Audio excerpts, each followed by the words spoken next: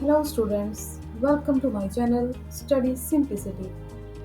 अस्सलाम वालेकुम स्टूडेंट्स। आज का हमारा जो टॉपिक है वो है रेस्पिरेटरी डिसऑर्डर्स। आज हम पढ़ेंगे कि रेस्पिरेटरी डिसऑर्डर्स क्या होते हैं और क्यों होते हैं और किस तरह से हम इनको क्योर कर सकते हैं।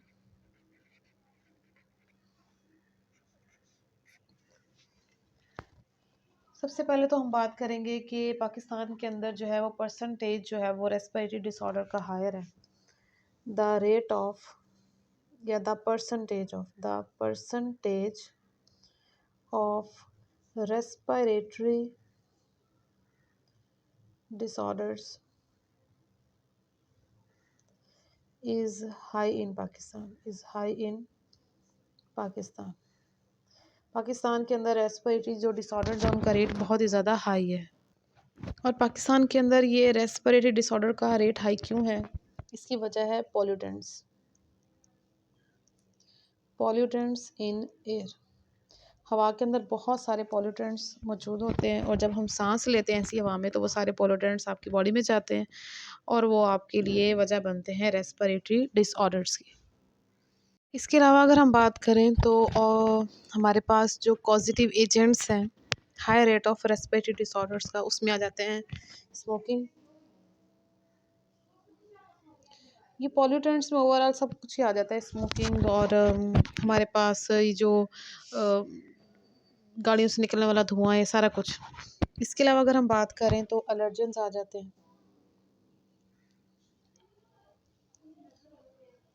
Harsh climatic conditions.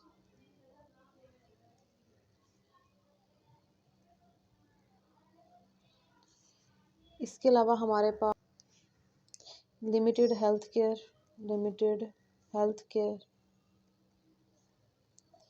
ये कुछ हमारे पास रीजंस हैं जिसकी वजह से रेस्पिरेटरी डिसऑर्डर्स पाकिस्तान में हाई है। पॉल्यूटेंट्स एयर के अंदर बहुत ज़्यादा, लोग गाड़ियों को यूज़ करते हैं और उनको प्रॉपर जो उनकी सर्विस नहीं करवाते, जिसकी वजह से उनके अंदर से जो निकलने वाला धुआं होता है उसके अंदर लेड के पार्टिकल्स होते हैं जो कि हमारी एयर को पोल्यूट करें।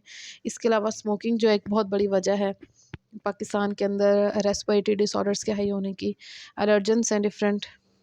फिर हार्श क्लाइमेटिक कंडीशंस है, लिमिटेड हेल्थ केयर, लोगों को प्रॉपर सेहत इलाज नहीं मिल रहा जिसकी वजह से इस तरह की बीमारियां जो वो सही तरह से उनका इलाज नहीं होता और वो फैलती भी हैं। अब बहुत सारे रेस्पिरेटरी डिसऑर्डर्स हैं लेकिन यहाँ पे हम चंद एक के बारे में जो है वो तफसील से उनके बारे में पढ़ेंगे। जैसे कि सबसे पहले हम पढ़ेंगे ब्रोंकाइटिस के बारे में। ब्रोंकाइटिस। इसके अलावा हम पढ़ेंगे एम्फीसेमा के बारे में। फिर हम पढ़ेंगे एस्थमा के बारे में और हम पढ़ेंगे नमूनिया के बारे में।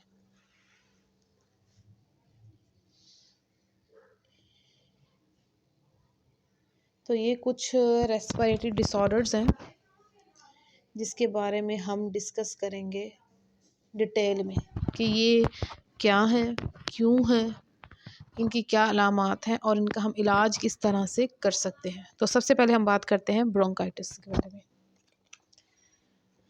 ब्रोंकाइटिस जैसे कि नेम से ही पता चल रहा है कि ये डिजीज़ होगी, ये डिसऑर्डर होगी हमें ड्यू टू द डिस्टर्बेंस और any problem in the bronchi और ब्रोंक्यूल्स। अब ब्रोंकाई ब्रोंक्यूल्स क्या होते हैं? जो हमारे पास ट्रैकिया है, ट्रैकिया जैसे ही आपकी थोरेसिक कैविटी के अंदर एंटर होता है तो ट्रैकिया 2 ट्यूब्स में डिवाइड होता है। ट्रैकिया के अंदर भी सी शेप्ड कार्टिलेजिनस रिंग्स हैं और इन ट्यूब्स के अंदर भी सी शेप्ड कार्टिलेजिनस रिंग्स हैं। ये जो ट्रैकिया है जिन ट्यूब्स के अंदर ये डिवाइड होता है after entering into the thoracic cavity, these 2 tubes are called as bronchi. और ब्रोंकाई जैसे ही लंग्स के अंदर एंटर होते हैं तो ये फर्दर मज़ीद छोटी ब्रांचेस में ट्यूब्स में डिवाइड हो जाते हैं, नैरो हो जाती हैं और मज़ीद छोटी ट्यूब्स बनाती चली जाती हैं और इन छोटी ट्यूब्स को हम नाम देते हैं ब्रोंक्यूल्स का। ये हमारे पास है ब्रोंकाई, ट्रैकिया और ये है ब्रोंक्यूल्स। तो ब्रोंकाई के अंदर या ब्रोंक्यूल के अंदर किसी भी तरह की जो प्रॉब्लम है वो हम डिस्कस करेंगे ब्रोंकाइटिस में। अब ब्रोंकाइटिस जो है 2 वर्ड से मिलकर बना हुआ है। एक हमारे पास है ब्रोंकाई और एक है आइटिस। ब्रोंकाई यानी कि बात हो रही है या तो ब्रोंकाई की या फिर ब्रोंक्यूल्स की, यानी ब्रोंकाई या ब्रोंक्यूल्स के अंदर कोई प्रॉब्लम है। और आइटिस का मतलब होता है इन्फ्लेमेशन। जहाँ पे भी आइटिस का वर्ड आ जाए, आइटिस का मतलब होता है इन्फ्लेमेशन। ब्रोंकाई के अंदर इन्फ्लेमेशन है तो इसको हम ब्रोंकाइटिस कह देंगे। टॉन्सिल्स के अंदर इन्फ्लेमेशन है उसे हम टॉन्सिलाइटिस कह देंगे। और अगर लीवर के अंदर इन्फ्लेमेशन है तो हम उसको हेपाटाइटिस कह देंगे। तो जहाँ पे भी वर्ड आ जाए आइटिस, आइटिस का मतलब है उस पर्टिकुलर ऑर्गन के अंदर इन्फ्लेमेशन है। अब नेक्स्ट हम ये देखते हैं कि किसकी वजह से ये जो इन्फ्लेमेशन है वो आपकी ब्रोंकाई ब्रोंक्यूल्स के अंदर होती है। तो सबसे पहले हम देख लेते हैं इसकी कॉजेज़ को पहले देखते हैं ताकि फिर हमें पता चले कि ये जो कॉजेज़ हैं ये आखिर में आप जो ब्रोंकाई है ब्रोंक्यूल्स हैं उनको किस तरह से डैमेज करते हैं। तो इसके कॉजेज़ में आ जाते हैं वायरसेस की वजह से भी हो सकता है, इसके अलावा बैक्टीरिया की वजह से हो सकता है, इसके अलावा हमारे पास जो टोबैको स्मोक की वजह से भी ये जो है ब्रोंकाइटिस हो सकता है। अब ये किस तरह से होता है और ये आपकी ब्रोंकाई या ब्रोंक्यूल्स को कैसे डैमेज करता है, अब हम वो डिस्कस करते हैं। तो इन्फ्लेमेशन है ब्रोंकाई या ब्रोंक्यूल्स के अंदर, तो इसको हम डायग्रामेटिकली समझते हैं। हम डायग्राम ड्रॉ करते हैं एक ब्रोंकाई की। ये हमारे पास एक ब्रोंकाई है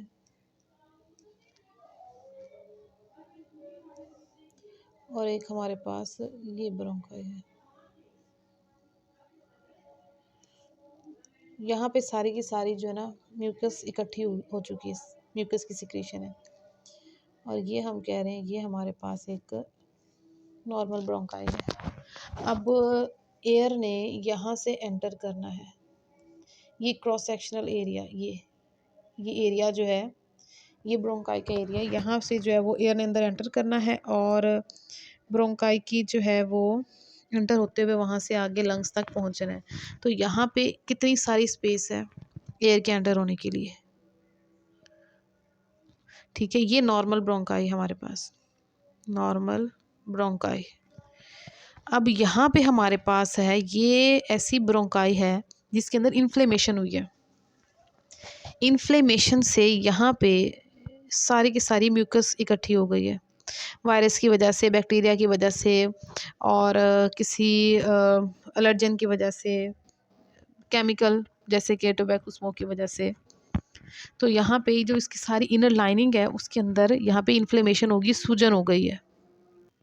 अब यहाँ पे हमारे पास म्यूकस की सिक्रीशन की वजह से, म्यूकस की होने की वजह से ये जो एरिया है जहाँ से एयर ने मूव करना है, ऑक्सीजन अंदर जाना है, ये एरिया रिड्यूस हो गया। इसके कम होने की वजह से प्रॉपर तरह से जो गैसेस एक्सचेंज है वो नहीं हो सकेगा, गैसेस सही तरह से अंदर मूव नहीं कर पाएंगे। जब उनकी गुजरने के लिए रास्ता ही तंग हो गया है तो फिर हमें सांस लेने में दुश्वारी होगी, हमारे सेल्स को उतनी अमाउंट ऑफ ऑक्सीजन नहीं मिलेगी जितनी उन्हें चाहिए। ये हमारे पास एक इन्फ्लेम्ड ब्रोंकस है और ये हमारे पास एक नॉर्मल ब्रोंकस है। तो नॉर्मल ब्रोंकस में देखिए कितना ज़्यादा जो है वो एरिया है for the oxygen, and inflamed bronchus में हमारे पास जो एरिया है फॉर द ऑक्सीजन एंट्री, यहाँ से ऑक्सीजन के अंडर होने के लिए जो एरिया है ये एरिया क्या हो गया, तंग हो गया। अब इसके बाद नेक्स्ट इसके अगर हम टाइप्स की बात करें तो हमारे पास दो जो है इसकी टाइप्स हैं जी, 2 टाइप्स हैं हमारे पास। एक को कहते हैं एक्यूट ब्रोंकाइटिस और एक को कहते हैं क्रोनिक ब्रोंकाइटिस। अब क्रोनिक जैसे कि नाम से पता चल रहा है ये ज़्यादा ख़तरनाक है और ये जो एक्यूट ब्रोंकाइटिस है ये लेस डेंजरस है, ये जल्दी क्योर हो जाती है। पेशेंट को जो है ऑर्गन को कोई परमानेंट डैमेज नहीं होता, no permanent damage to the organ, organ को किसी भी तरह का कोई परमानेंट डैमेज नहीं हो जाता। और जो पेशेंट होता है हमारे पास एक्यूट ब्रोंकाइटिस, वो ज़्यादा से ज़्यादा इससे 2 वीक्स के लिए जो है वो अफेक्टेड होता है। 2 वीक्स के बाद जो है वो पेशेंट बिल्कुल सही हो जाता है। लेकिन हमारे पास जो क्रोनिक ब्रोंकाइटिस है इसके अंदर जो है ये एक तो अटैक करता है उन लोगों को जिनकी एज ज़्यादा हो, जैसे कि 45 एज जिनकी है या उससे अबव एज के जो लोग हैं उनको अटैक करता है। और ये जो है ये लंबे अरसे के लिए रहता है। ये तकरीबन 2 माह से लेके 2 months to even year to even a year 1 साल तक रह सकता है या उससे भी ज़्यादा लंबे अरसे के लिए रह सकता है। और ये जो हमारे पास एक्यूट ब्रोंकाइटिस है ये ज़्यादा से ज़्यादा जो है ये 2 वीक्स के लिए होता है। 2 वीक्स के बाद जो पेशेंट है अगर वो सही तरह से अपना मेडिकेशन करवा रहा है तो वो ठीक हो जाता है और उसके ऑर्गन को किसी भी तरह का डैमेज परमानेंट नहीं होता है। लेकिन क्रोनिक ब्रोंकाइटिस में जो है इन्फ्लेमेशन बहुत ही क्रोनिक होती है, बहुत ही ख़तरनाक हद तक ये जो है फैल चुकी होती है। तो वहाँ पे उसको ट्रीट होने में पेशेंट को टाइम लगता है, 2 माह से लेके 1 साल तक का टाइम लग सकता है। इसके अलावा अगर हम इसकी सिम्पटम्स की बात करें कि क्या अलामात हैं और किससे पता चलेगा कि जो पेशेंट जो है वो सफ़र कर रहा है फ्रॉम द ब्रोंकाइटिस, तो इसकी जितनी भी रेस्पिरेटरी डिसऑर्डर्स हैं उनकी तकरीबन जो सिम्पटम्स हैं कुछ कॉमन सिम्पटम्स हैं, जैसे कि शॉर्टनेस ऑफ ब्रीथ। सबको सारी जो बीमारियां हैं उनमें इंसान को जो है वो सांस लेने में दुश्वारी पेश आती है। तो सबसे पहले हम लिख लेते हैं जी, शॉर्टनेस ऑफ ब्रीथ, सांस लेने में दुश्वारी पेश आती है जी। इसके अलावा अगर इसकी और मज़ीद अगर हम इसकी सिम्टम्स की बात करें तो उसमें हमारे पास आ जाता है कोल्ड है, ठंड लगती है मरीज़ को बहुत ज़्यादा, और इसके अलावा फ़ीवर है, बुखार रहता है, और इसके अलावा और भी बहुत सारी सिम्टम्स जो इसके आ जाती हैं। अब नेक्स्ट हमारे पास है वो है जिसका ट्रीटमेंट, कि आखिर हमें अब इसका इलाज कैसे करना है। तो इसका जो ट्रीटमेंट है, ट्रीटमेंट में हम जो है वो यूज़ करते हैं ब्रोंकोडायलेटर्स। ब्रोंकोडायलेटर्स अब ब्रोंकोडायलेटर्स इनहेलर्स की शक्ल में आते हैं। पेशेंट को वो दिए जाते हैं ताकि जो ब्रोंकाई है वो डायलेट कर सके, वहाँ से जो म्यूकस इकट्ठी हो चुकी है और उसके इकट्ठे होने से जो ये जो ब्रोंकाई है ये जो तंग हो चुके हैं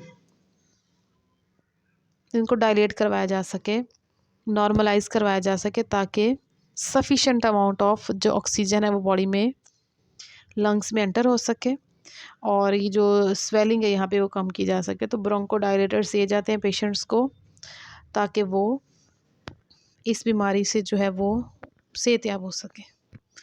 नेक्स्ट हमारे पास जो डिसऑर्डर है वो डिस्कस करते हैं। Thanks for watching. Like and share this video and subscribe to my channel.